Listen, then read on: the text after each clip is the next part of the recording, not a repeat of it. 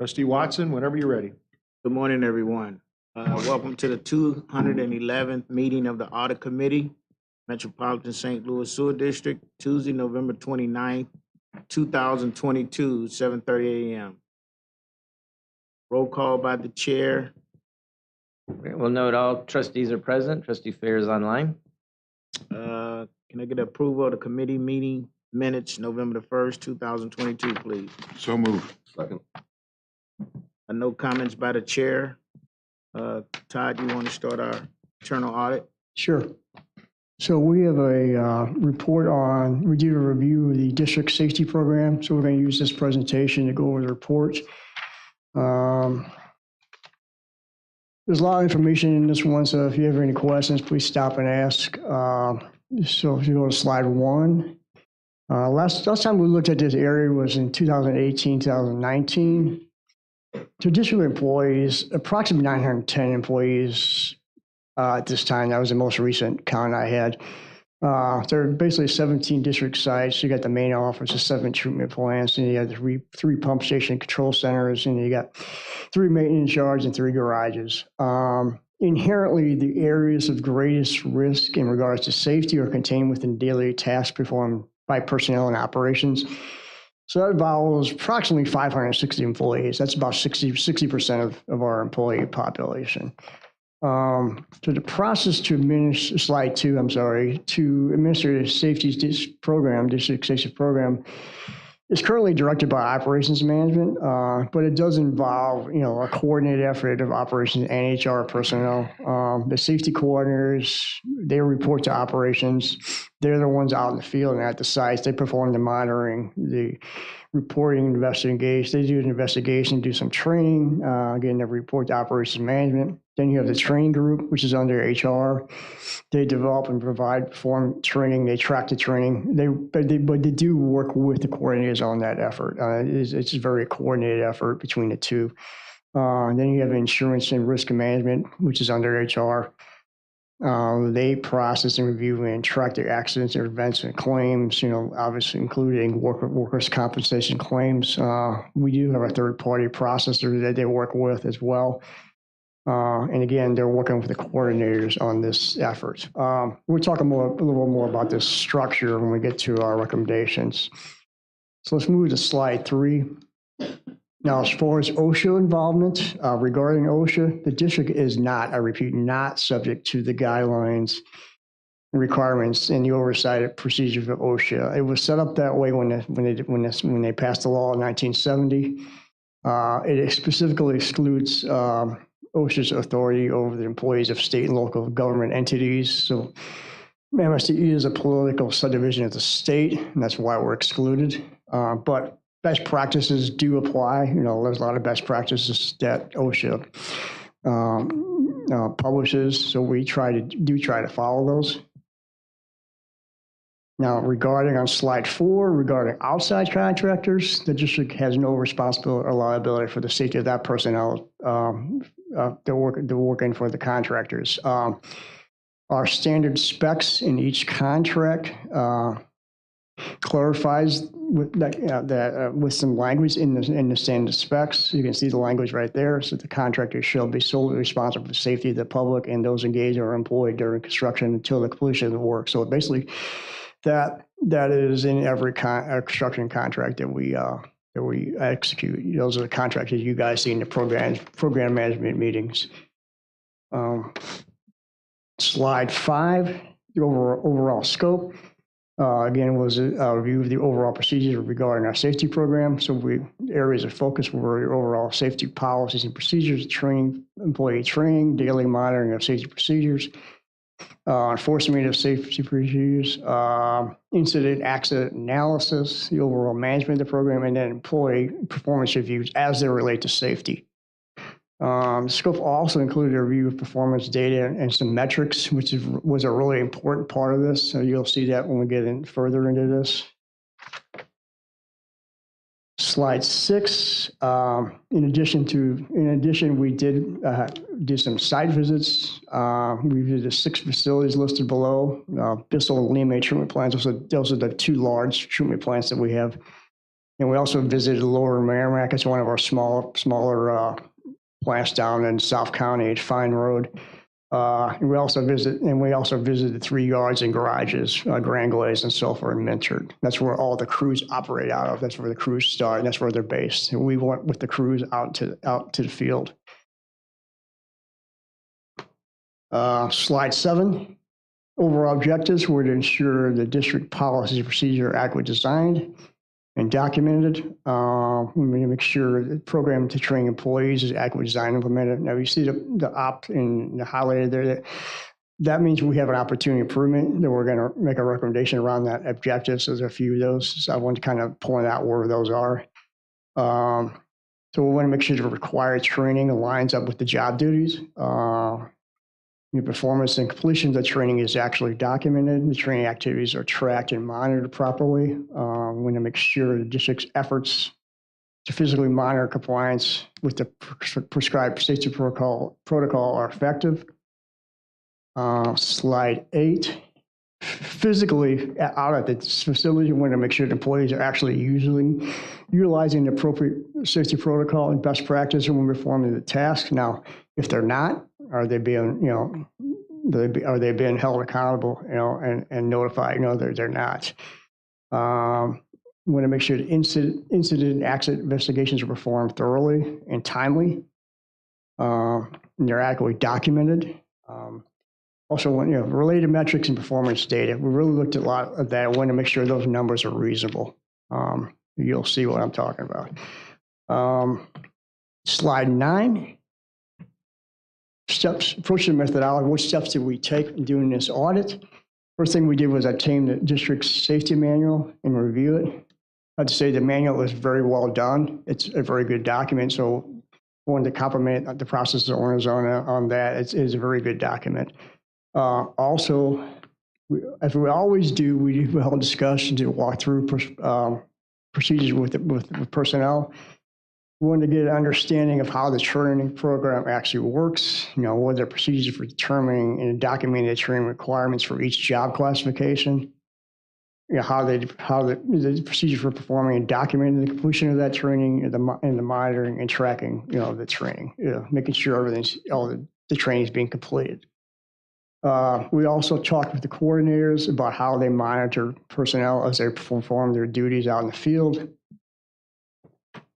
Slide 10, we talked about the procedures for investigating and analyzing safety-related incidents or accidents, how the performance reviews are performed as they relate to safety. We're only interested in the safety portion of that performance review.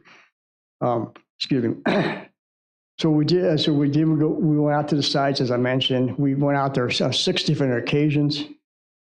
We met with each coordinator. There were only 2 coordinators at that time. We met with each coordinator 3 different times. Went to the facilities, went out in the field, saw the job crews working. We did perform detailed testing of training, and we tested investigations of incidents or accidents and looked at the employees' performance reviews as they do relate to safety. So we did our analysis and review of the data and metrics, as I mentioned earlier. So overall results at slide 11. We had a generally satisfactory opinion. We do have 4 opportunities for improvement. Now, the first 3, EMR and site visits, safety coordinators, and program organizational structure and training, we felt when you aggregate those 3, they were significant enough to prevent us from issuing a clean opinion. They were significant enough. So, now the first item, EMR, is really just contains some conditions. That is, conditions, I can say, there's conditions that we are going to address for recommendations in items 2 through 4. You'll see what I mean when I start talking about it. Any questions? So let's move on to slide 12. So EMR, that stands for Experience Modification Rate. And the basic definition of that is a numeric representation of an entity's workers' compensation claim history and safety record as compared to other entities within the same industries or job classification codes. You can see the job classifications at the bottom of the page, sewer construction, sewer disposal, and so forth. within the same state. So it's within the same state. The rate basically states one of three things. The entity is riskier than average if it's over 1. It's average if it's right at 1, and it's safer than average if it's less than 1. So these rates are calculated by NCCI, which is the National Council on Compensation Insurance. And it's based on data that we provide them. You know, the district provides the data to NCCI. And NCCI is a U.S. insurance rating and data collection bureau that specializes in workers' comp. It's been around since 1923, so they've been doing this for a while. This is what they do. So a desirable EMR is around 1. But like I said, well, most desirable is below 1. So you want to be around 1 at a minimum. So we move on to slide 13. You'll see our numbers for the last, I guess, 9 years, 10 years here, 10 years. You see the most recently published rate is 2022. These rates are published as of 1/1. They come out every January 1st. A rate at 22 is 1.49.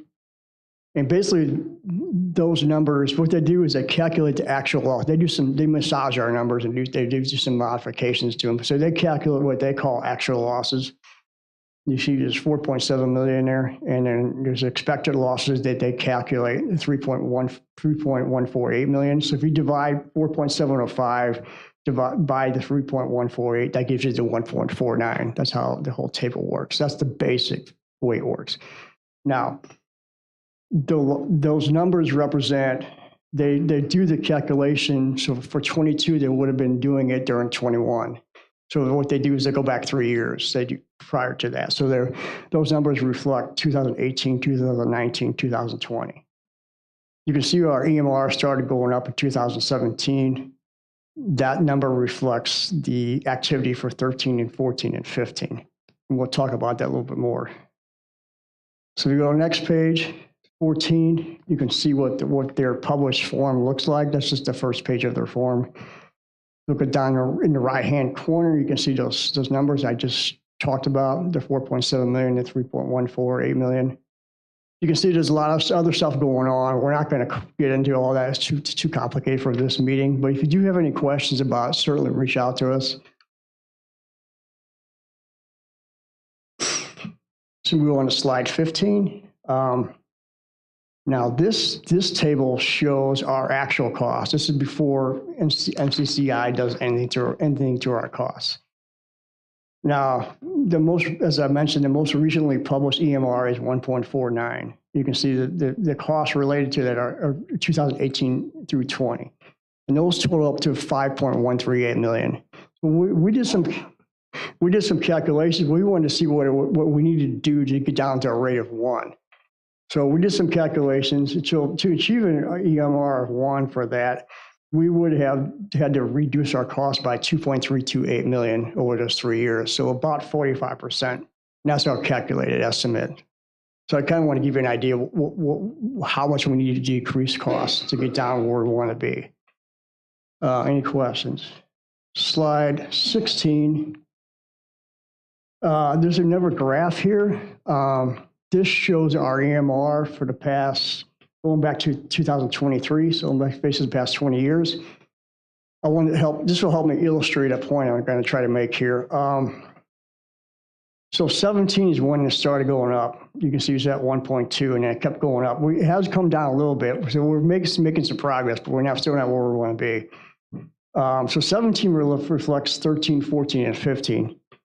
So what happened in 13, that's when the consent decree started. There is a correlation directly with the consent decree and our rate going up. If you look at the very bottom of the page, for reporting periods 2003 through 16, that's a 14-year period, our average rate was 1.09. Now 17 through 22, the average rate is 1.56. So that first 14 years was really pre-consent decree. The 6 years after that are post-consent decree. Is that a function of the amount of money we're spending on construction projects as a result of? I think what I think it is we're doing more work in operations and doing it a little more quickly. And I don't think the safety program quite kept up with it. I think I think that's what it is a function of. Yeah, I'll just interject. Trustee Wabi, so the construction part of the consent decree program isn't included in this because those aren't our safety numbers. I think when he means a consent decree, there are mandated delivery, operation, and maintenance activities, asset management activities that are also in the consent decree. And those resulted in a large increase in the amount of work and the type of work and the scheduling of the work. Brett, am I hitting that right? You said that right. Okay. Yeah, there's a section called CMOM, and that's where it's repairs and maintenance. There's a whole section in the consent decree. It's not related necessarily to construction. I mean, we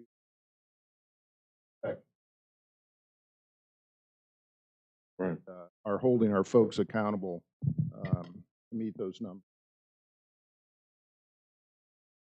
Okay. Would I be fair in thinking that the consent decree caused us to have to engage in more risky activities in the workplace, which could account for the Go ahead, Brett. I can go ahead. I don't think it's more risky activity. I think it's more activity, and we're working to mitigate those opportunities for injuries. Yeah, I agree. I think it's more activity, and maybe it's Well, sped I up. mean, but the nature of the activity, the consent decree drove us into doing work on this more operational or maintenance activities. Right. Which your activities, you have more accident risk for injury Sure. or loss. There's probably more of it. You're right. You're That's correct. where I'm just trying to Right. equate when you said it was close to. Yeah, I agree with what you're saying. Yeah, I think there's some truth to that. I mean, I don't know that it's truth or not. It's just I draw a line. Right. I might say. So yeah, there's definitely is a correlation. I guess we need to strengthen our safety program to keep up with it. All right. Any other questions? So let's move on to slide 17. So the costs that occurred through that period, the post consent decree, were about 15.2 million. So I wanted to show you what the top types of injuries were. You can see that table. Those are the top 5, and really the top 2 account for about 80% of our injuries. You got strain or injury by. Injury by would be lifting, pushing, reaching, twisting. There's different subcategories under that whole overall category. Then you got fall, slip, or trip. Those 2 account for about 80% of our injuries. Luckily, we haven't had anything catastrophic, knock on wood, but those are the main injuries. You see the 3 after that. That accounts for all those together account about 90% of our injuries. How do you calculate the cost? Is this function of? Oh, it's workman's comp claims. Okay, it's claims. Yeah, medical and indemnity. So there's both of those together. Okay. Todd, question. You said no catastrophic. What about the incident out on 44? The gentleman was. Now, I know that was the contractor. And Yeah, well, that was MSD. a contractor. That's why I Okay, so excluded that it. goes to those guys. Right. Okay. Right. I'm sorry. So real quickly, as a percentage of, I mean, is this a tolerable, this $13.6 million? I'm sorry. The 13.6 million or 13.7 million in cost since 2013, is that a reasonable? No. We would say it's high. Yeah, I would say because our overall numbers are high. I mean, based on that's what that ratio means. Right. That's one of the numbers that's driving our overall cost and making our ratio high as compared to other similar entities in the state. Okay. So I guess one thing in the middle of the page there, I want to point out. So we looked at the sites that the cost can be attributed to. And it is, it's basically the operation, the big operation sites is what we expected to see. That's not unusual. So Lehman Bissell, the 3 yards in the garages, that's where most of these costs are coming from. That's about 90% of the costs are coming through those sites, which is operations, basically. Right. So we just want to make sure that's the way it was working. So move on to slide 18. As far as our site visits, we did identify a few things. Excavation, we didn't see fall protection. This is in some cases that we saw this around the trench area work and so forth. No means of egress. We saw them not wearing their vests and so forth. We didn't catch a lot. I think the safety coordinators were, I think, giving it a heads up before we got out there. That's my fault. That's my bad. I should have told them not to. So we're kind of in the best behavior. We probably would have caught more things had we not done it that way. So that's on me. But I don't think it really changed the message of our report here. So the safety coordinators are doing a good job. I want to point that there's only 2 of them right now. So they're stretched pretty thin and doing really good work.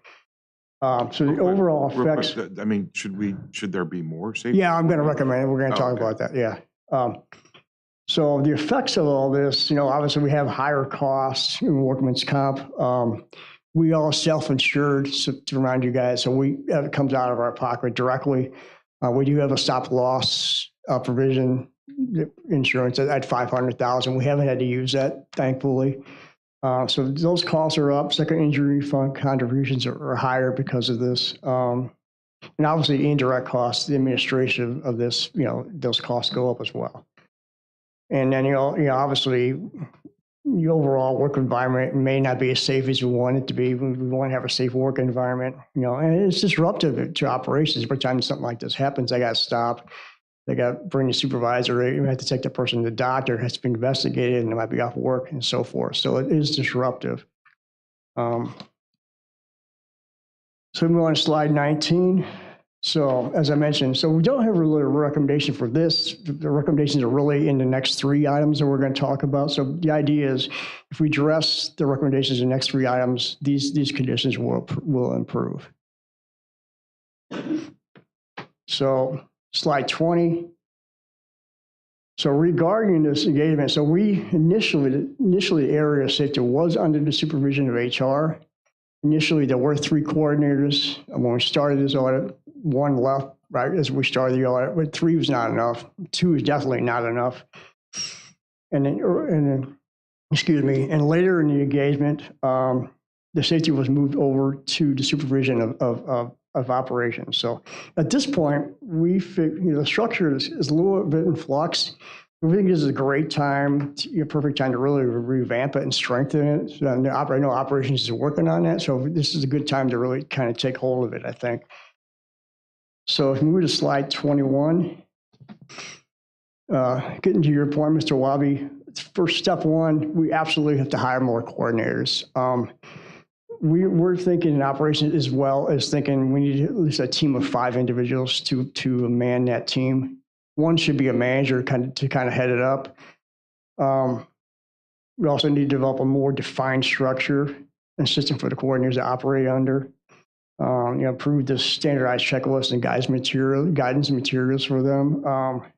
Once the team's up and running, we like them, since there could be more of them, focus on the areas of risk and really be at the projects in the location where the most risk is. And then really try to have them out there helping the workers in real time. As things arise, they can be more preventive as opposed to being reactive. And the 4th item, yes, and we also need to make an effort to communicate that the management thinks that safety is first. We saw some of this in this audit, and we're also doing another audit called the fraud risk assessment. We're working on it right now. We saw some of this in our survey responses, where there's a portion of the employees that have a perception that I think management thinks that safety is not important. So we need to change that perception. I'm not saying that's accurate, but that's perception with some of the employees. So we need to work on that. Slide 22. Any questions, guys? Training is the next item. One thing is since the consent decree, if it increased the amount of work that's, more injury prone, does operations have enough workforce to complete the tasks required by the consent decree? We do currently. We're a little short right now, and we've just been shuffling employees around to make sure that we meet the consent decree items, but we're staffed. Okay. Brett, the shortness is from people retiring and leaving and unable to fill the spots. That's the It correct. is, yeah, it's retirements. You know, the labor market has softened a little bit. We're not quite the employer of choice that we have been in the past, and it's reflected a little bit in the lag of getting new employees to replace retirements. We work on it all the time, though. Okay. Okay, guys. So we're on slide 22, and so we're on training. Excuse me. So part of our, as I mentioned, part of our testing was, to test the training. So the objective basically is to make sure everybody's completing the training as required. In short, so we tested the training for 14 employees for the years 2020, 2021. We looked at their transcript, compared it to what's required for their job classification. As you can see, there's a table down at the bottom. Only one of the 14 employees had completed all of the training. You can see the two boxes. One box shows courses that were completed late. At least they were completed. It's better than not completing them. And the second box is where they did not complete the particular course at all. Now, COVID and the number of safety coordinators definitely contribute to this condition. There's no doubt about that. That being said, we did see some similar issues in the prior audit, but I do think the infrastructure around training has vastly improved since that time. They have better systems, better training out there. There's more of it, but there's still some work to do around this area. I think much of it centers on just making sure the employees follow through with their training and holding them accountable to make sure they get it done. So our recommendation at 23 is, continue the steps to improve communications around the required training. Make sure they're aware of what the curriculum is, and make sure they're aware of any missing training. Continue efforts to provide more training, provide more online training, and to provide more, live training as well. Hopefully, we're done with COVID. Knock on wood. That should make that more easily performed, and hopefully Brett will be able to hire more coordinators, and that will also help the training efforts as well. Number 3 there, I think this is important. I think this is something we should do. We need to include the training as part of the performance review process. Now, every employee has to have a performance review. That's the perfect time to address the training. You have them in front of you, say, hey, this is the training you're supposed to have. This is what you got done. You got to get this training done. So I think we need to really start doing that. If it's egregious, it should affect their performance review. If not, just you can put it on their goals and make sure you get the training finished. So, and again, as I mentioned earlier, we need to continue to make an effort to communicate the idea that management thinks priorities of safety is a priority and safety is first. So we can continue that efforts. Any questions, guys? Slide 24, performance reviews. We did identify 10 employees. We identified the 10 employees with the highest workers' comp expenses during the calendar years of 20 and 21. The 10 employees had a total of 15 incidents. Their expenses were about $1 million, so about $100,000 per employee. 1.83 incidents in 18 months, and the other one had 2 and 6. Now, of the 15, 5 were determined to be preventable. The other 10 we don't really know. We couldn't, either the analysis was not documented or was not performed. And again, I think that's a result of the condition in item 2 where we're short on coordinators. So slide 25. So once we identified those individuals, we did test their performance reviews. So each of the employees did receive a rating of proficient in their safety competency section of the performance review. So that was so none of them received a needs improvement or are unsatisfactory, which does not seem reasonable in that we do know 5 of those incidents were preventable. So I think we need to improve this process as well, as far as how they assess safety. So we think it's a combination, the cause is a combination of the reviewers not having that information in front of them.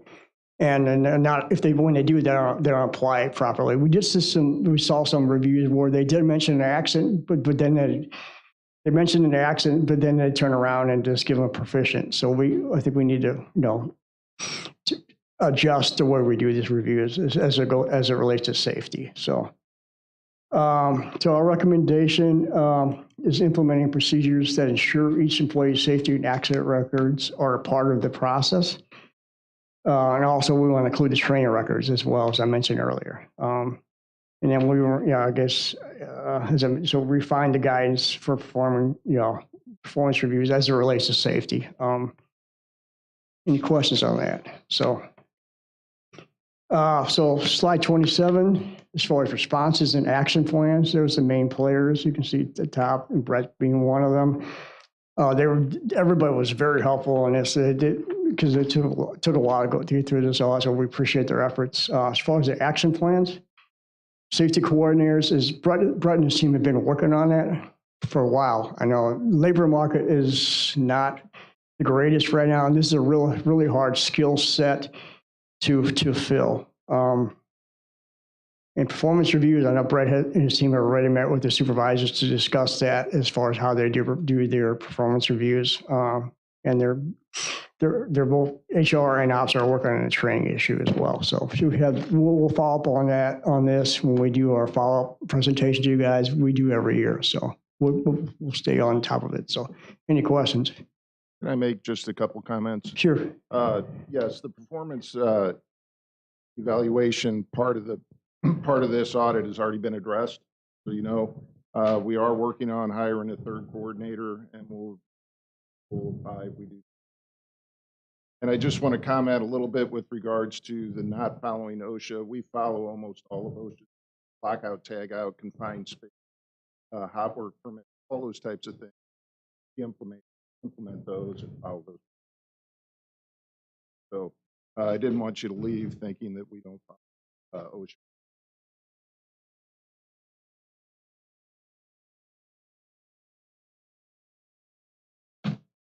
More questions, guys? I have one question or comment. Individual performance standards. You mentioned it, or you mentioned something that kind of led me there earlier, and I was just curious on the safety aspects of job. Are there measurable performance standards? Because you're saying they mentioned the accident or the incident during the rating, but there was no effect on the rating, so individual rating felt up. Go ahead. Yeah. So Trustee Wilson, that's what we're fixing. When I say we're addressing the safety accidents and their performance evaluations, we're making sure our supervisors rate them accurately based on the accidents that they've had. At least it affects whether affects it's that aspect of the unacceptable rating. behavior, needs improvement, or proficient, types of things. Brett, you're also putting something in place to make the annual records more readily available at review time. Correct. To assist the supervisors, correct? Correct. Some of the issues that we've had, and this is kind of getting into the weeds, is a fair number of employees rotate locations, and just the reporting hierarchy, you lose a little bit of the visibility to the accident reports and the document that pertains to the accident. We're working to correct that, readily available.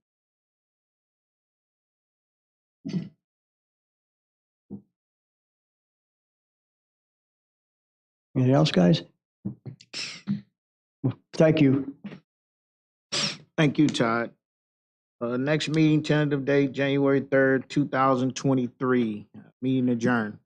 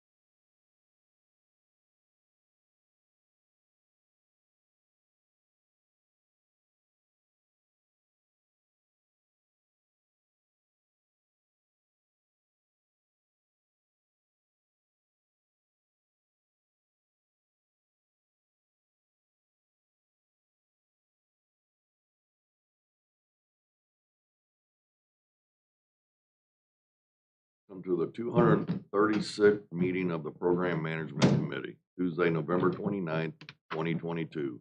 I get a roll call. Yep, we'll note that all trustees are present with Trustee Fair online. Approval of committee minutes from November 1st, 2022. So moved. Second. There are no comments by the chair. Engineering Department agenda items. Rich? Good morning, trustees. Number of items this morning, not a huge list, but several. First item that you'll see on the agenda is a CSO volume reduction green infrastructure grant for Rankin Technical College at 4355 Evans. This ordinance authorizes the district to enter into agreement with Rankin Technical College, provide financial assistance through the Green Infrastructure Grant Program. The purpose of the project is to reduce combined sewer overflows to the Mississippi River for the long-term control plan and consent decree. This project will reduce runoff with the installation of permeable pavers and amended soils.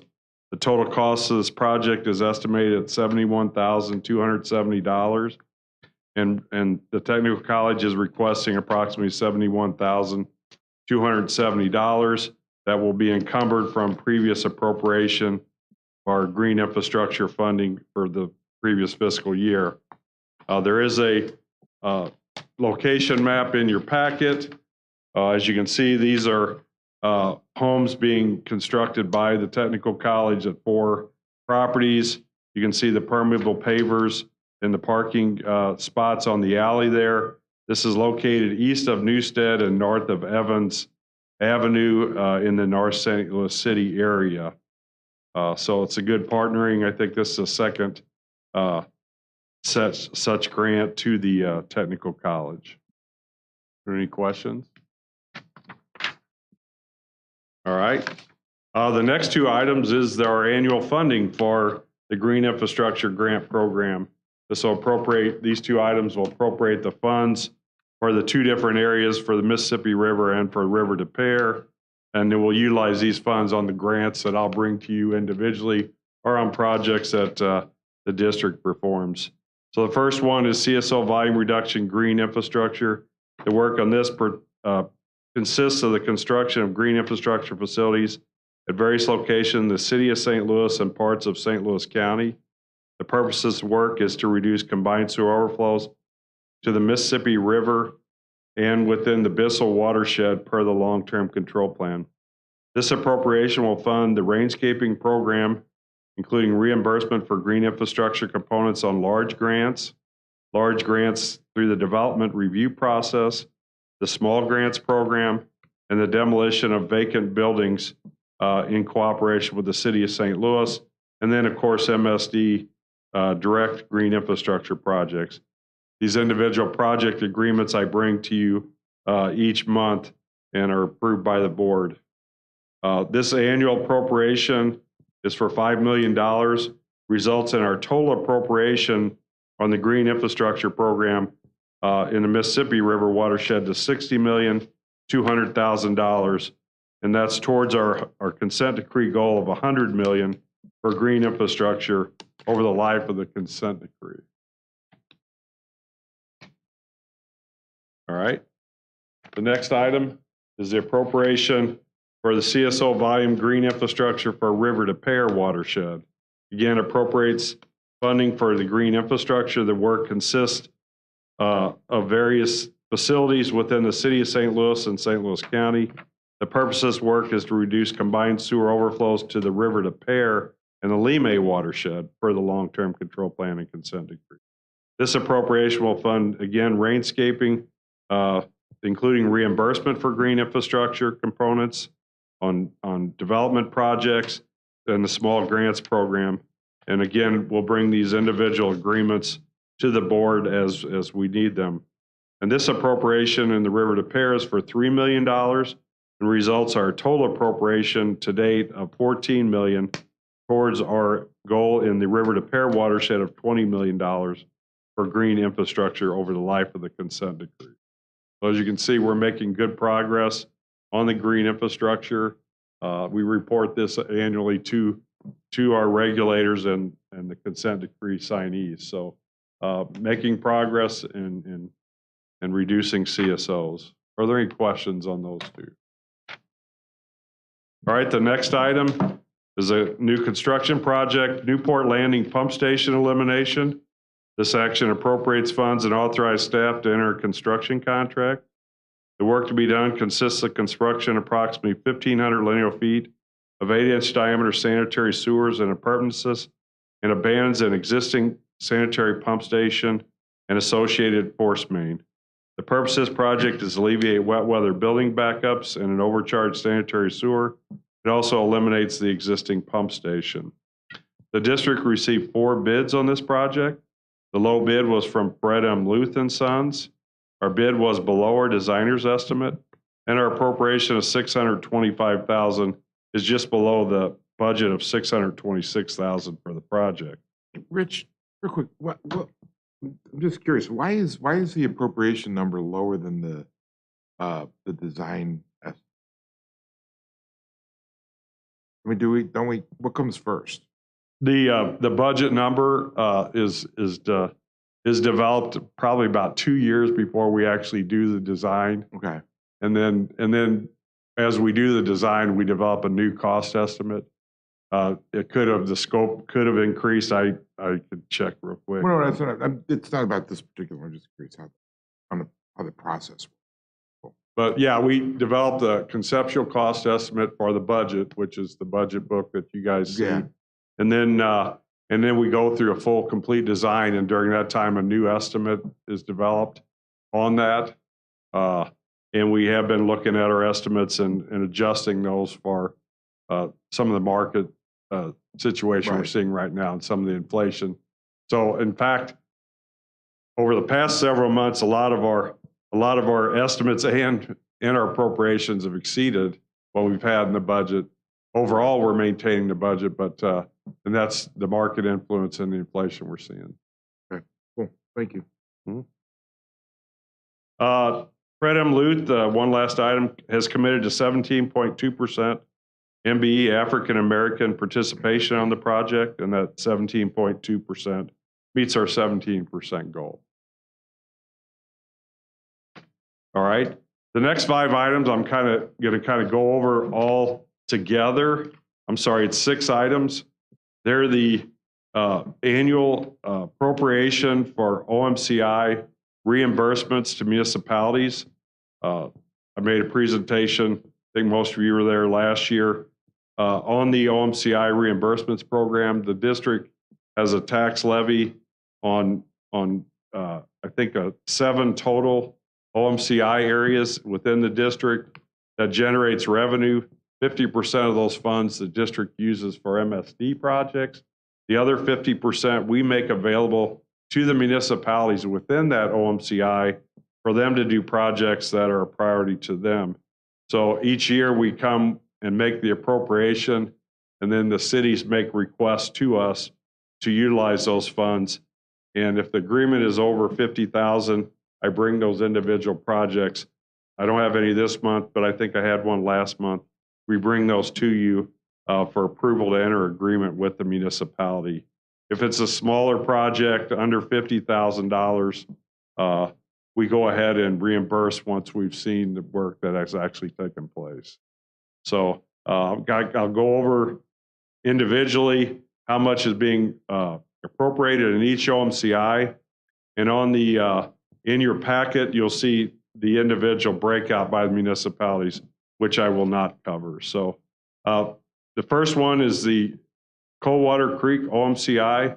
This appropriates funds and authorizes staff to enter into intergovernmental agreements under 50,000, not involving MSD infrastructure improvements with municipalities where revenues is collected in the Coldwater Creek OMCI, the Deer Creek OMCI, the Gravois Creek OMCI, the Seminary OMCI, the Sugar Creek OMCI, and the University City OMCI.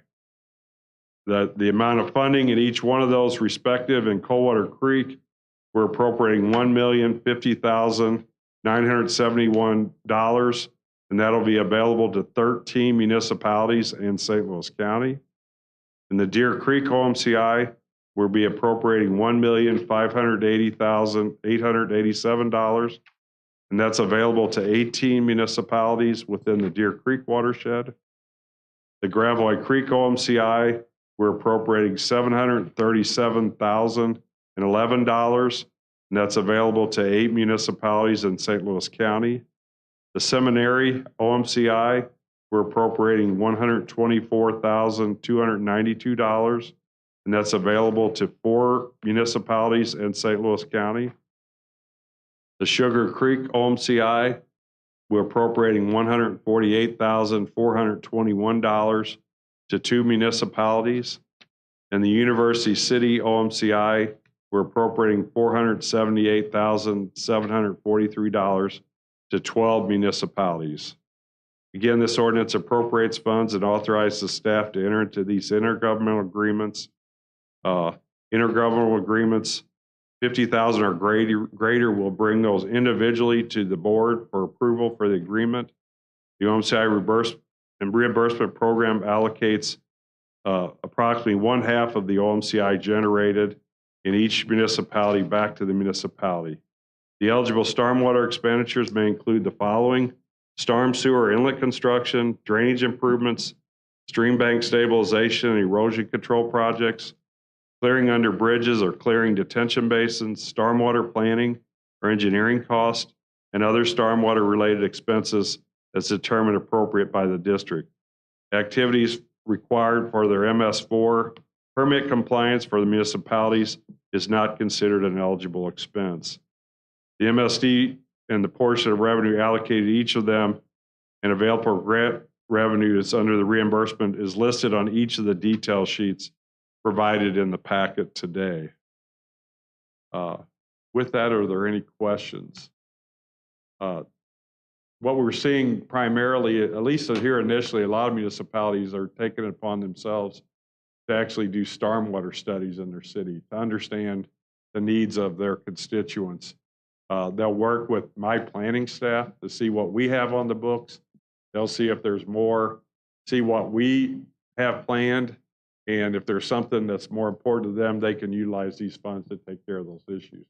So it really, to be honest with you, it's really done a lot with the municipalities, because when we're looking holistically through a OMCI or through a watershed, what comes up as our highest priority, which is dealt on properties being affected by flooding and erosion.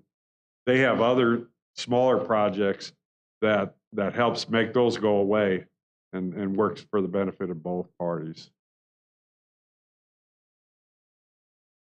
All right. The next item is we'll be requesting introduction and adoption next Thursday's meeting. It's the emergency repair 071. It's at 8040 Forsyth in the city of Clayton. We had brought this emergency to you previously. We're appropriating some additional funds to this ongoing emergency construction, which is being performed by Bates Utility Company.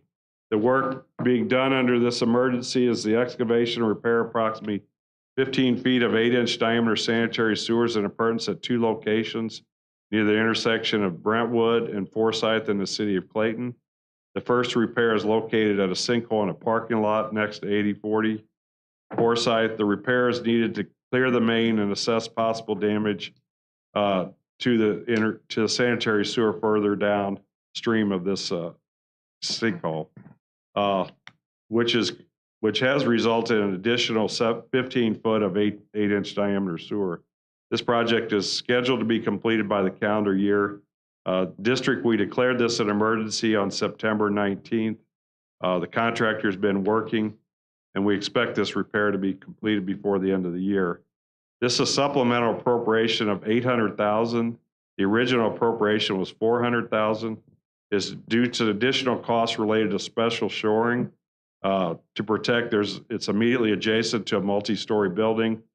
There were additional utilities that needed to be protected.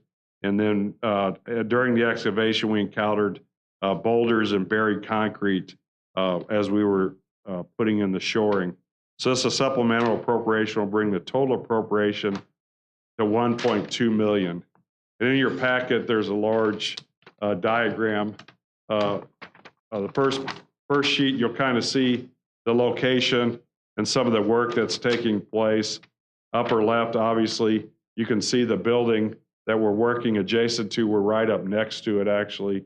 The lower left is we're doing significant vacuum excavation just simply because the ability to get a piece of equipment, and you can see by the center picture a very elaborate shoring to kind of keep the building over to the left from sliding in. And then the upper right is just kind of a document kind of showing how that shoring was put in to protect this excavation. Not a large sewer, very deep, but a very complicated construction. If you go to the other side, that kind of gives you an idea of the location at Forsyth and Brentwood. If you look in kind of the southeast corner, you'll see where our excavation has taken place. Again, not a large repair, just dealing with a building, dealing with traffic control, dealing with utilities that are already located there, have made it more complicated than we originally anticipated. Are there any questions? They're never easy as they seem. All right, the next several items are renewal of existing contracts. The first one is a general service agreement, sewer and channel design, contract A. This appropriates funds and authorizes staff to amend a design contract. It authorizes the amendment number 1 to a contract with HR Green for the design of various projects. This project consists of the design of small sanitary, combined, and storm projects as needed throughout the district in support of our ongoing internal design effort. Projects will be issued by letter agreement for individual scopes of services. This contract amendment for a total maximum amount of $200,000. It is the only renewal provided in the contract, so it's a 2-year contract. The total amended price is $400,000 with this $200,000 appropriation. And that is equal to the $200,000 appropriation is equal to what's presented in the budget supplement. HR Green is committed to 20% MWBE on the project, and they're maintaining that 20%. There was no MBE goal on the project.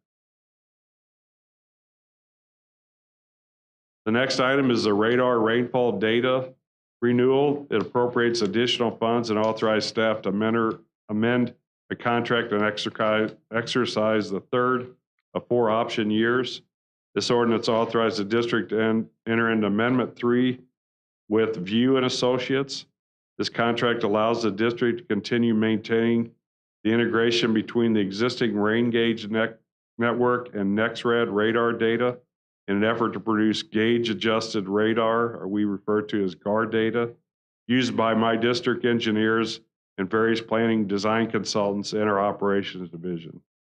This contract provides web accessible rainfall data to the district personnel, monthly archive quality rain data, major rainfall event support, enhancement of web-based tools, and the support of the district's hydraulic models. View and Associates also provides quality assurance and quality control of our extensive rain gauge network and notifies the districts if there are any issues. Part of this contract, View continuously evaluates our telemetry system and rain gauge network and supports the rainfall data technology. Again, I'm sorry, I lost my place here. That we use in hydraulic model and calibration, confirming our flow meter response to rain events. This technology allows the district to estimate more accurately the amount of rain that falls within the district boundaries that is not detected at a rain gauge site by essentially increasing the number of locations where rainfall measurement is available from approximately 100, which is the number of rain gauges, to over 2,000 data points. My staff uses this rainfall to predict the return period of the rainfall. So when we refer to 25-year, is now joining 100-year rainfall, this information is used to develop that. This contract for this data is for $150,000, which is equal to what we have in the budget. This data is invaluable. It's utilized by my staff, by operations during like the rain events we had in July, August. We make it available at request for other entities that are affected by the rainfall. So it's a very valuable tool, not only in helping us meet the consent decree, but also for public information to let folks know the type of rainfall that we're receiving. All right. One last item is the wet weather optimization study. Appropriates additional funds and authorize staff to amend a design contract and exercise the second and final option year of this contract. This ordinance authorizes the district to enter into amendment number 1 with Jacobs Engineering Group for the wet weather optimization study. Wet weather optimization study was established to design and implement a wet weather control strategy for the Lime service area under various conditions present to the end of the consent decree program. The goal of the project is to evaluate opportunities to improve water quality by increasing the level of service of existing infrastructure and our planned capital improvements, and to reduce capital expenditures where opportunity and flexibility is determined to be beneficial. To accomplish this goal, this project will develop control strategies that allow the real-time integrated operation of the system using existing and new instrumentation, communication networks, and software. The results will be the implementation of a real-time control decision support tool. Will operate existing infrastructure with the ability to incorporate future planned infrastructure. The operational control strategy will be designed to utilize the real-time data and the integrated control strategy to allow the district to optimize its facilities.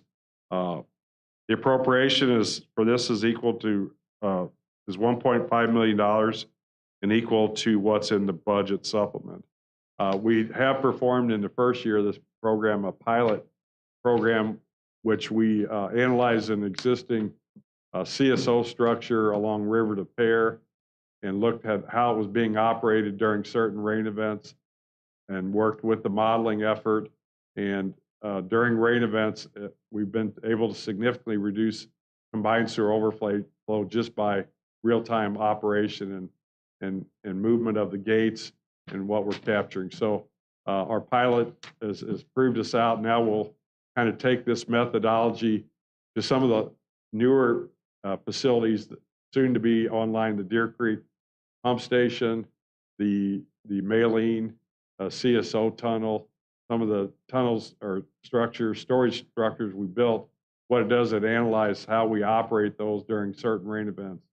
As you're aware, it doesn't always rain in certain areas, so if it rains in one area, it might allow us to utilize another storage facility to allow it to all integrate together. So it's a very massive. The Lime watershed is a large watershed, so we think it's going to be very beneficial in helping us control combined sewer overflows to the River to Pear. If there are no questions, that is all the agenda items for today. Thank you, Rich. Next tentative meeting date is January 3rd, 2023. Can I get a motion for adjournment? So move. Second.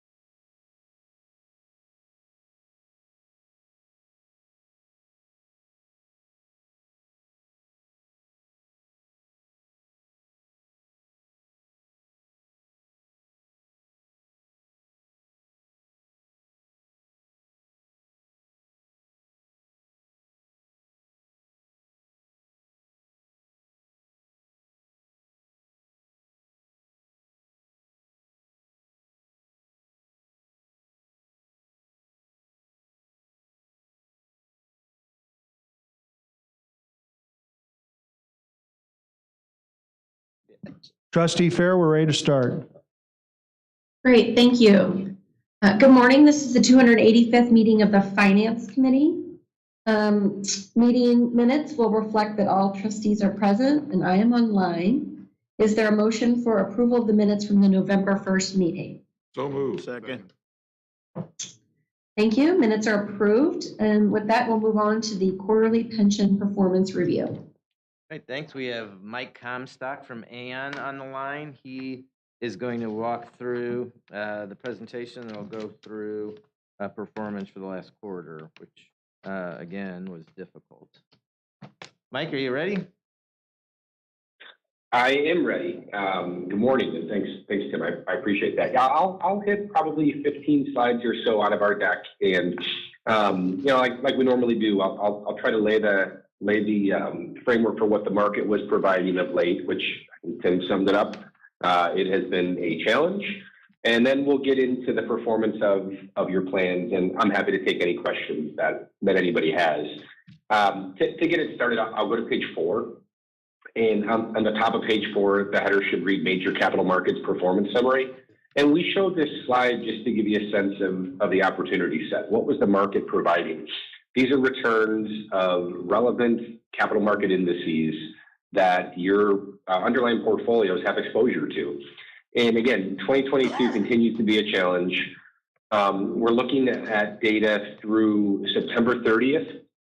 So through the third quarter in the center of the page. And on the right-hand side of the page, we wanted to give you an up-to-date look at what performance has been like. So this is to the point where we had to print this book. But you can see back to the left-hand side, 3Q 2022, it's the first column there. It's ugly. Global stocks were down 6.5% again. The third quarter was not good. Going toward the bottom of the page, the third row from the bottom is U.S. investment grade bonds. And again, bonds historically are a safe haven. When things get difficult, bonds can hold their value. But this time is different, frankly. Interest rates are so much higher now than they were at the beginning of the year that bonds had suffered mightily. And the third quarter was no different. Bonds fell almost 5%. And that's U.S. investment grade bonds. So that's a mix of, U.S. Treasury securities, investment grade corporate bonds, and high quality mortgages. And they're down 5% in the quarter, but down even more. I mean, if you look to the far right-hand side of the page now, I'll just bring this all current year to date. So the first, call it 10 and a half months of the year through 11/11, investment grade bonds were down 16%. And the reason why bonds are down so much, I'll throw out the 10-year U.S. Treasury yield or rate as a proxy. Interest rates are up. The 10-year Treasury started the year at 1.6%. It rose to as high as 4.3%. Now it's settled back in. We're at 3.7. But when you have such a big increase in interest rates, there's an inverse relationship between how bond prices react to interest rates. Rates go up, bond prices come down. Rates go down, bond prices go up. So with rates so much higher, bond prices are that much lower. And that's why you see negative 16% for investment grade bonds year to date. And on the top right of that page, you can see global stocks. So everything out there, the U.S., non-U.S. developed, emerging markets, stocks all around the globe, we're down 16% year to date. We're about at that level now. I know we're a couple weeks after that. Stocks are still down about 16% year to date. Bonds are a little better. Thankfully, rates have come back down. I mentioned that rates went as high as 4.3 on the 10-year and are down to 3.7. That in and of itself is a pretty big move.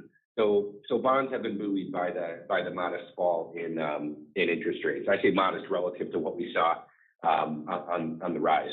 So that's the market backdrop. I think it probably paints the picture of what you can expect to see from performance of your plans. And I do have some good news. The fourth quarter has been a little bit better, but a lot of the data we're looking at here is through 9/30. So page 5 is giving you a look at just key issues during the quarter. What's happening? What's driving things? And it isn't listed here, but inflation. I mean, we all know inflation has been the thorn in our side, and it has been worse than we thought it would be, and it has lasted longer than we originally thought it would be. And what is happening as a response to that? Well, central banks globally, but certainly the Fed here in the U.S. is raising interest rates. We started this year, again, with rates near zero. The Fed has been raising interest rates to try to combat inflation. So they've raised their short-term Fed funds rate up to they've raised it numerous times, but that target rate now is about 4%. So interest rates are significantly higher than they were at the start of the year, and that's because of Fed policy. And Fed policy is responding to inflation. The goal is to bring inflation down, and in the Fed's mind, the best way to do that is to raise interest rates to slow the economy. The fear is that too many interest rate increases and high rates throughout our economy will push us into a recession. And it's difficult to predict, but high interest rates are starting to work their way through the economy and starting to slow things down to a certain degree. Whether that leads to compressed earnings and significant layoffs and ultimately a recession, it's yet to be seen, but there's a decent chance that we'll suffer a mild recession next year. That's what the majority of economists are predicting. Page 6, again, just sticking with the inflation theme, has it peaked? We're hoping that it has. A lot of the data shows that it may have, and we're starting to subside. In the latest CPI print, which is just headline CPI, was 7.7%. That's better than the 9 handle that we had a couple of months ago, but still high relative to modern day history over the last 10, 20, 30 years. That's a very high number. And on the chart on page 6, that sort of teal, the second to lightest blue, it's really, if you're looking at the stack, it's the second row. These are the components of CPI. And the second row is services inflation. And that's been high. That's one of the reasons inflation has stayed high. Is think about services inflation as you and I are wanting to go out and do things. Well, the cost of doing things is higher. And that is one of the reasons that CPI has been trapped up near 8%, is because services inflation relative to 2 years ago is a lot higher. And you can see that if you just work your eyes from left to right on the page. That second stack there, that second to lightest blue, is a bigger component of headline CPI. That's 7.7%. Looking at page 7, a couple of things going on here. On the left-hand side is a look at the Fed funds rate, what the market thinks is going to happen. And again, that Fed funds rate is what the Fed controls. Right? They've raised their short-term rates. When you hear them, they're raising 75 basis points, 75 basis points, 75 basis points. That's now up to 4%. What the chart is showing you here, the gold line to the blue line to the purple line, is just what the market thought the Fed would be doing at various points in time. And the market underestimated what the Fed would have to do because the market underestimated what inflation would be. So inflation's been stickier than originally thought, and the Fed had to be more aggressive. And sort of market pricing is playing catch up with where the Fed is going. The good news, if you believe the data, on the right-hand side, 5-year break-even inflation. I mean, the data is clean. It's just a matter of whether the market's getting it right. 5-year break-even inflation is what current yields are pricing in what inflation will be 5 years from now. So a break-even inflation rate is the difference between a treasury security and a TIP, like a treasury inflation protected security. That yield differential. So we're looking at 5 years down the road. What's the 5-year break-even inflation? What's the 5-year yield difference between treasuries and TIPS? That's what the market thinks the inflation rate is going to be. So if you look at this, 5 years down the road, the market thinks 5-year break-even inflation is going to be about 2.5%. But that's a lot lower than where we are now. So what that means is that based on market pricing, the market thinks that Fed policy of raising interest rates is going to bring inflation down, and we're going to average 2.5% over 5 years. If we're at 7.7 now, you know what that means, right? If you just do the averages, that means that inflation is going to be in check pretty quickly. Market pricing shows inflation to 4% next year and even lower as the years go on, getting close to that 2% number that the Fed is targeting. So, the market believes right now that the Fed is going to be able to get a handle on inflation and that we will start to see, continue to see inflation fall down as we move forward. Page 8, this is sort of the last leg of that, is the Fed's raising interest rates to slow demand in the economy, cool inflation. Are we going to see cracks in the economy? Are we going to see cracks in the job market? Here you can see some data, job openings on the left, and then new orders. This is a manufacturing survey index, what manufacturers are seeing. And when you see the number below 50 on the right-hand side, means manufacturers aren't very bullish on the economy going forward. So here's just 2 data points, and there's many out there that show that we are starting to see some small cracks. And again, we should expect that, right? Raising interest rates to the extent that we did should have an effect on earnings, should have an effect on how companies want to employ people. And if we're working less, we're not able to spend as much. And you put all that together, that should bring inflation down. So the Fed is risking some small cracks in the economy and labor market to try to get inflation under control. And then page 9, the last slide I'll hit, just big picture. This is just our medium-term views. We have a global asset allocation team that looks at all different segments of the market, and we come up with views. Do we like certain areas or do we not? And there's a lot of different asset classes here. I'm not going to run through them. What I will say is we are generally a bit cautious on return-seeking liquid assets. So equities, for an example. You can see at the top of the page, the equals means we're neutral. 1 negative means we're not totally bearish, but we certainly don't think you should be overweight equities. So, again, the next 6 to 12 months could be difficult and volatile as we continue to move through this rate hiking cycle that the Fed has embarked on. Let's go to page 11, and this is going to be performance that's relevant for you all in your plans. Your pension plan was down 4.8% in the third quarter, down 16.1% over the last 1 year. We don't show it here, but your year-to-date, first 9 months of the year, pension plan was down 19.2%. So down 19% for the first 9 months of the year. Again, it certainly isn't what we want to see, but it shouldn't come as a surprise given what really all markets have provided. Equities and bonds, being your biggest exposures, are both down significantly. Now, I will say, you don't have this in front of you, or maybe you do. We sent this report off to Tim and his team. But October was a pretty good month. Your pension plan was up 3.2% during October. So getting back some of the losses experienced over the first 9 months of the year.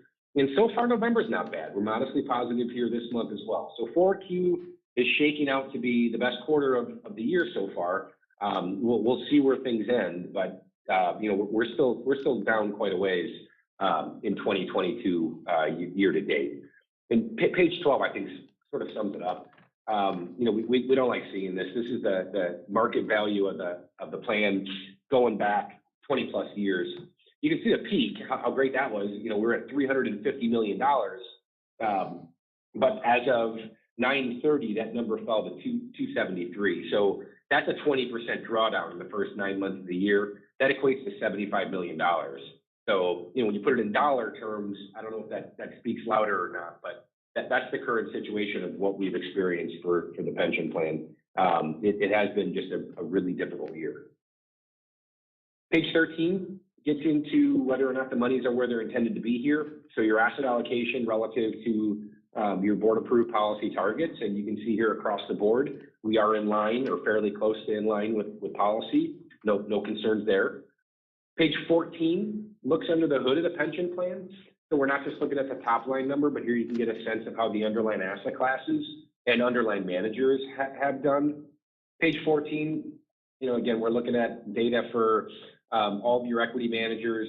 The numbers in parentheses are ranks. So how a certain manager has done relative to its peer group. Lower numbers are better. One outlier here over the last 1 year is probably at the bottom, Morgan Stanley Emerging Markets Fund. Emerging markets have been stressed. Volatile markets, emerging markets, relative to equities, tend to sell off the most. And the dollar is at multi-decade highs, so that hasn't helped the EM currencies, which further brings down returns. And there you can see Morgan Stanley Emerging Markets Fund, it was down 32%. That was the worst performing equity manager that you had over the year.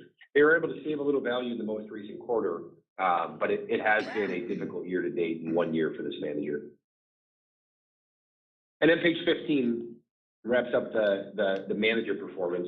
Total fixed income, you can see you're down 15%. Your posture is a little bit different than your benchmark. The benchmark was down 10% and you're down 15%, and that's because of that global fixed income exposure through Brandywine.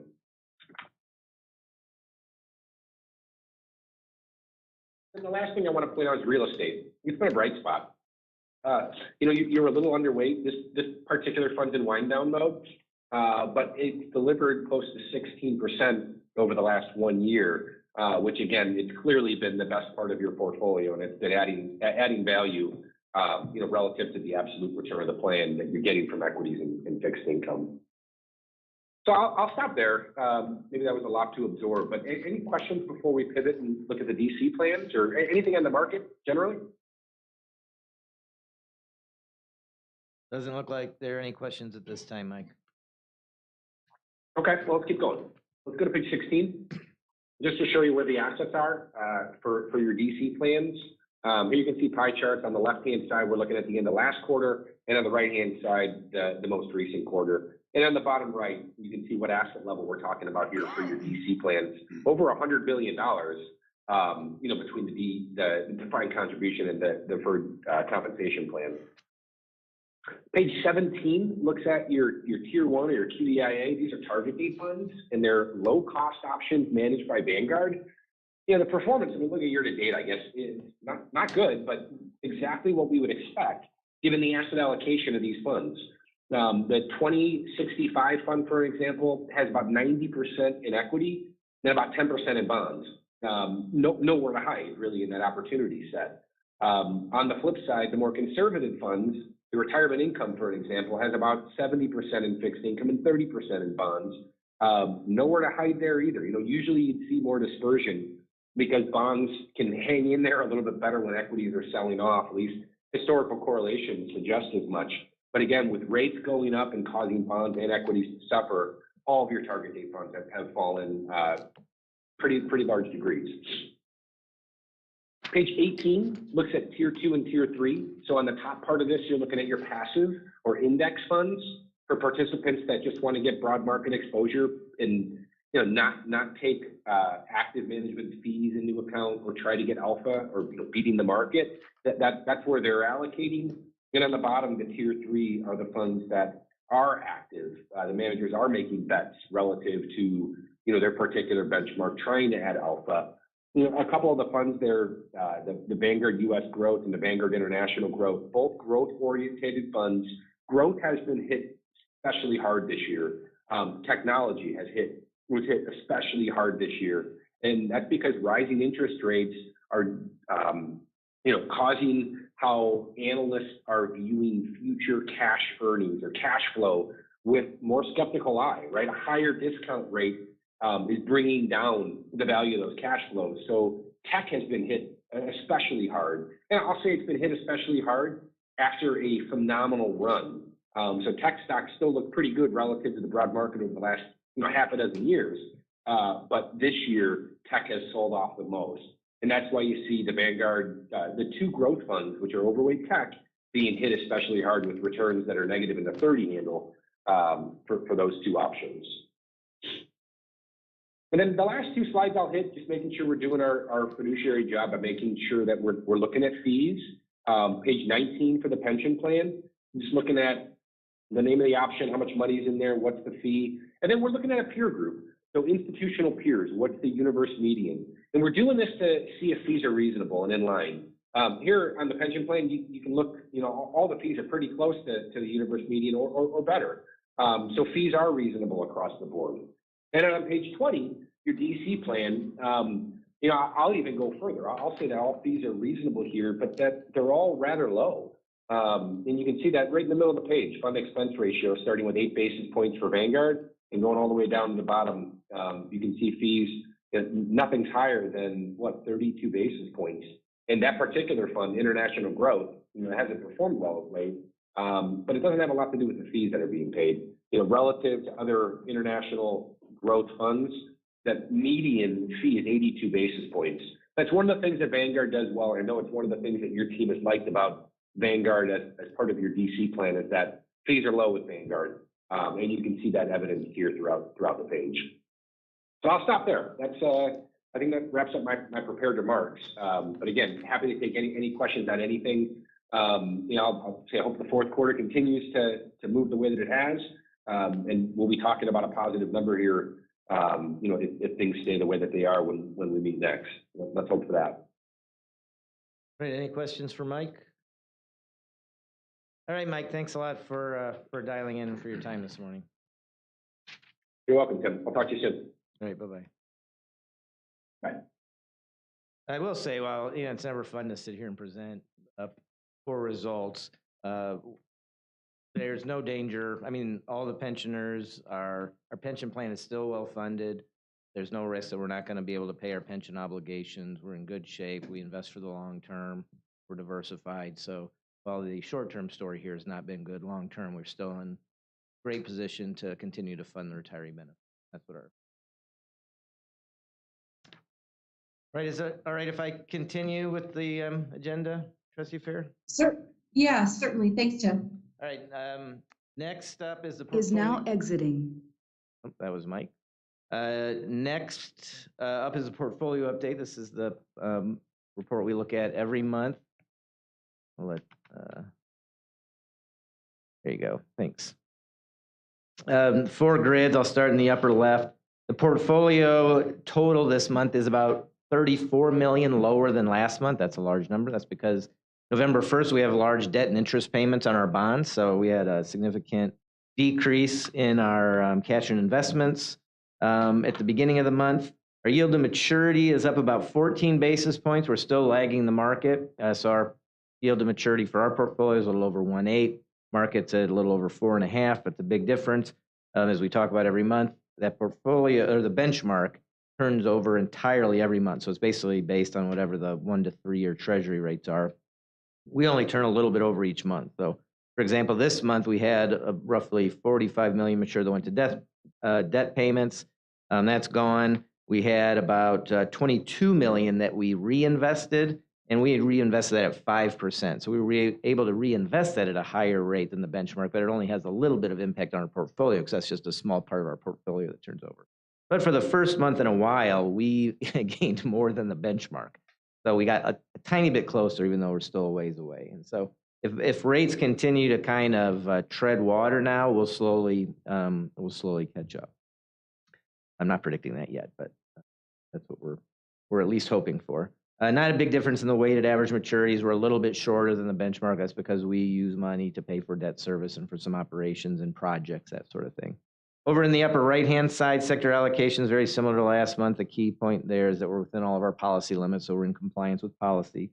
Nothing that special down in the fund summary. In the bottom, the bulk of our money's in, set aside for operations and reserves. And then in the lower right, you just see graphically what I talk about, where our portfolio is invested versus the benchmark. We're the blue bars. You can see we have a lot larger portion of our portfolio invested short term in that 0 to 1 year maturity, whereas the bulk of the benchmark is really in that 1 to 2 year, and then a little bit more in the 2 to 3. Any questions on the operating portfolio? All right, I've got one more item, and that's a contract renewal for investment management services. U.S. Bank manages our investments for our capital market debt fund. So they provide, and not only do they invest the funds for us, they also provide arbitrage rebate reports. We're required, if we earn a return on the borrowed funds that we have that is greater than the fund of the bonds, we have to turn that money over to the IRS. It has not been an issue while rates have been so low. It's something that we have to watch a little bit more closely now, but they help us with those reports. They have a third party that helps us with those reports, and they also provide us other kind of investing advice. So they're a sounding board. They help us with our commercial paper list because they have a team that is better suited to review, large number of investments, make sure they comply with our policy, make sure they're creditworthy, than we have on staff here.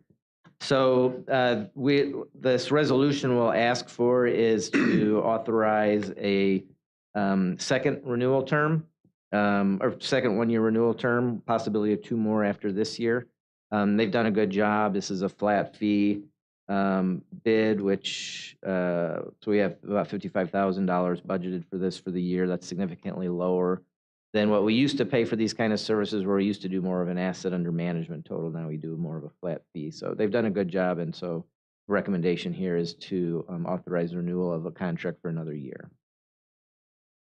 Any questions on that resolution? If not, I will turn it over to Marion for the final item on the Finance Committee agenda. Thank you, Tim. If we could go to the next chart, the finance key performance indicators. The information that I'm presenting is through September the 30th of 2022. It's the first quarter of our fiscal year 23, July 1st through the end of September. So I'll start in the upper left-hand corner. You'll see our FY23 budget status forecast. Overall, we're forecasting a $25 million favorable budget variance. The bulk of that is in our operating budget. We're currently forecasting that the operating budget will be about $14.5 million below budget.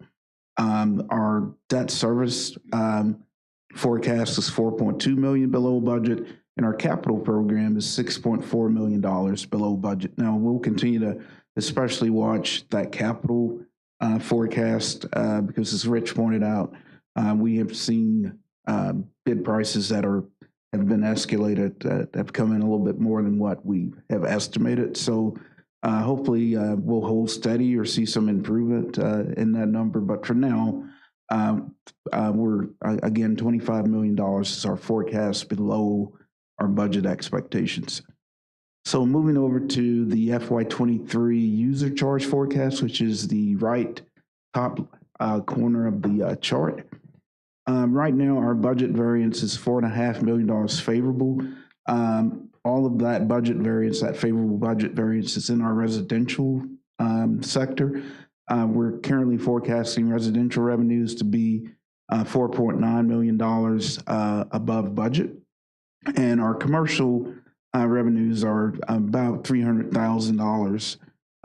The forecast is about $300,000 below budget expectations, but certainly that could change before the end of the fiscal year.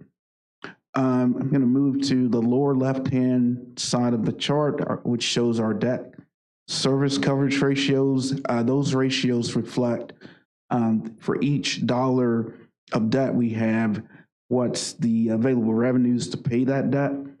And as you can see, our forecast exceeds both the numbers we had in our latest rate change proposal, as well as our requirements and our targets. So all of the numbers that we're presenting here are favorable, meaning that we're projecting that we have more funds available to pay debt service than what we've budgeted and what our targets are.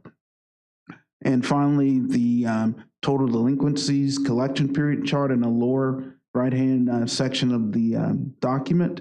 What this is depicting is that our average collection period, actually, we saw a slight uptick from 54 days at the end of FY22 to 55 days at the end of the first quarter FY23. So nothing to be alarmed about. It's relatively flat, but we did see, again, a slight change there.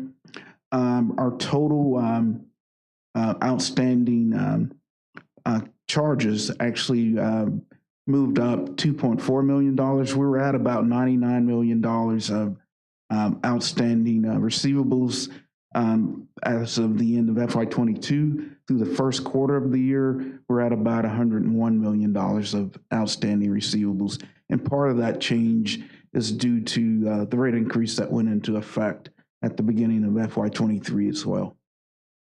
Are there any changes, or I'm sorry, any questions that I can answer? Okay, thank you for your time.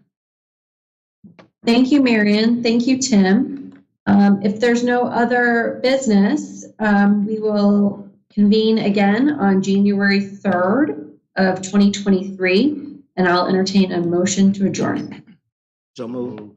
Second. Thank you. We'll get ready as soon as we can, Trustee Wilson.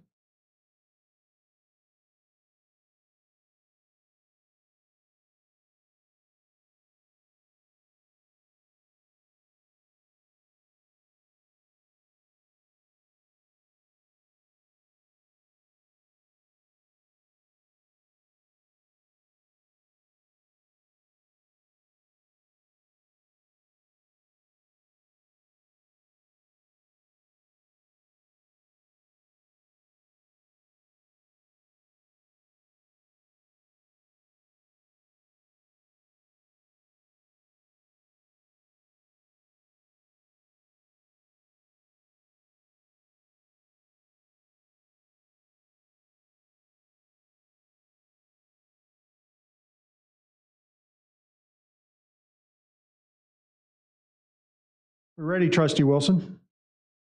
Thank you. I'd like to welcome you all to the Stakeholder Relations, the December meeting, but we're holding it at the end of November.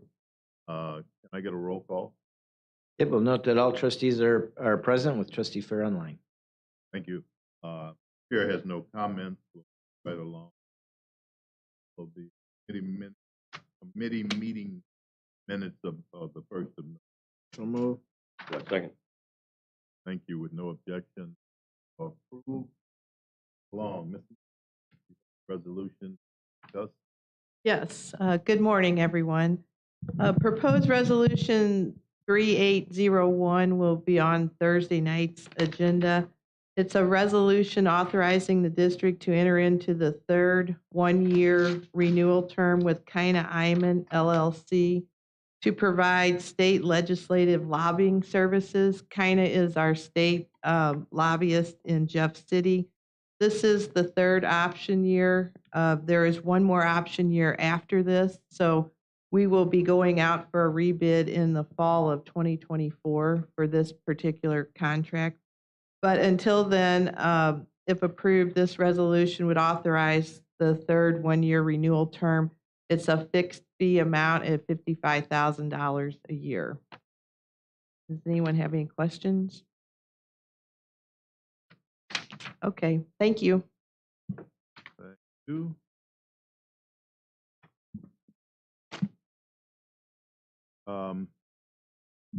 Next item, I believe, is Holscher. Yes, sir. Thank you. We have found the 15th Rate Commission organization. So I have been, as I described earlier, working down the list, trying to solicit folks who may want to participate. And the North America's Building Trade Unions, it's highlighted in yellow on your front sheet, has agreed to do this. So locally, it's a Building and Construction Trades Council headed by John Stifler. They've agreed to be the final rate commission entity. They participated before. John, as a matter of fact, was on our Charter Change Commission recently. So they've agreed to provide, to be the final organization pending voting approval by the board. They have indicated their representative will be Jim Fall. For those you know him, used to actually be a board member, has decided that he will be that would be their delegate for this. So what I'm asking for is introduction and adoption to add the North America's Building Trade Unions into the slot shown on the write-up sheet. That'll give us 12 organizations that you have then approved, along with the 3 whose terms were not up. That'll give us a full 15. I am asking for introduction and adoption. The Rate Commission has actually had their first orientation meeting, and then we have their next meeting, I believe, next week, in the next 2 weeks, the next business meeting. So with introduction and adoption, we can bring them up to speed, get them sworn in, and allow the Rate Commission to proceed with all 15 delegates. If there's any questions. Okay. Thank you. We have a requirement to go into closed session to discuss the leasing, purchase, or sale of real estate under section 610.02, subparagraph 2, and confidential or privileged communications between public governmental body and its auditor, including all auditor work product under section 610.21, subparagraph 7. Can I get a motion to go into? So move. Second. All right, and we'll do a roll call vote. Mr. Watson? Yes. Mr. Wabi? Aye. Mr. Nicholasison? Yes. Mr. Wilson? Yes. Ms. Fair? Yes. Mr. Evans? Yes. All right, we're in closed session. Tim, what happens if